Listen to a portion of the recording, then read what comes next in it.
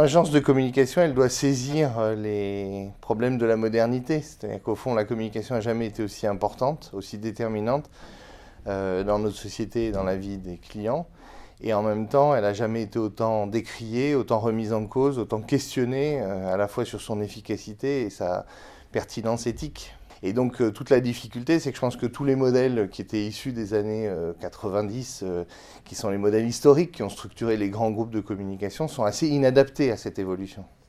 Et je pense qu'ils sont beaucoup questionnés par les clients qui du coup ont une attitude assez incroyable, qui est par exemple de beaucoup recruter. Il y a un niveau chez les clients aujourd'hui qui est très très fort, avec une capacité de recrutement qui est plus forte que la plupart des agences. Donc on se retrouve avec des nouveaux équilibres dans le marché de la communication qui sont très profonds, très nouveaux. Et je pense qu'on ne se rend pas compte à quel point cette révolution silencieuse qui a eu lieu ces dernières années a révolutionné le marché.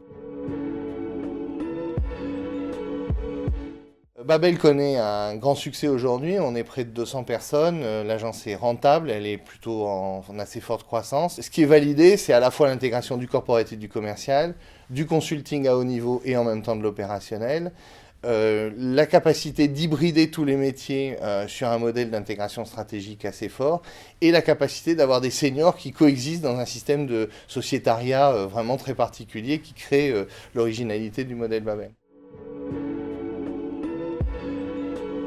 Si j'avais un conseil à donner aux annonceurs, c'est tout simplement d'essayer de tout faire pour donner le pouvoir à la communication. Et la difficulté, c'est que ce pouvoir, il est menacé en permanence. Il est menacé par les DRH qui veulent faire la com interne, les Chief Digital Officers qui ont pris la révolution numérique au cœur de l'entreprise, par le directeur de la stratégie qui accompagne le projet stratégique et qui essaye de mener sa marque. Et en fait, la communication, elle doit mener une bataille sans arrêt pour retrouver sa place au sein du COMEX comme une dimension transversale et stratégique de l'entreprise. Et cette bataille, pour la mener, les annonceurs ils doivent s'appuyer sur les gens les plus efficaces pour monter dans la structure et apporter des réponses d'intégration holistique des sujets de communication.